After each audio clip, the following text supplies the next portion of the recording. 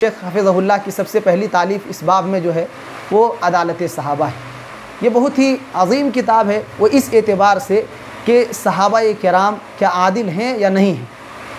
ये लोग बाज़ लोग शुबहात पेश करते हैं, तो शेख हफ़िज़हुल्लाह ने कुरान और अहादीस के कई दलाइल से साबित किए हैं कि सहाबाए किराम तमाम के तमाम आदिल हैं और उनकी अदालत पर कोई शक नहीं है। जो लोग कदगन लगाते हैं, शक व तज़ब्ज़ुब पैदा करने की कोशिश करते हैं, वो अपने जहन का, अपने फ़हम का इलाज करें।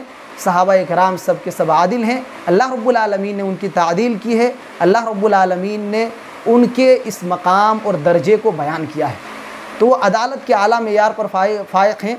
और मुहद्दिसीन के जो उसूल हैं अदल और सिक़ा और ज़ुअफ़ का ये साबित करने का, ये सारे मेयार वहाँ जाकर के ख़त्म हो जाते हैं। इतना बता देना काफ़ी है कि वो सहाबी रसूल हैं। उसके बाद किसी चीज़ की नौबत नहीं आती, किसी चीज़ की ज़रूरत पेश नहीं आती। तो इस किताब में जो अदालत सहाबा ये किताब आप देख रहे हैं, सहाबाए किराम के आदिल होने को साबित किया गया है और उस पर कुरान की कई आयतें और अहादीस में से कई अहादीस भी उन्होंने पेश किए हैं। और इसके बाद सहाबाए किराम की अदालत पर जो बाज़ लोग एतराज़ करते हैं, तो चंद एतराज़ात के जवाबात को उन्होंने इसमें पेश किया है, एतराज़ात को नकल करके।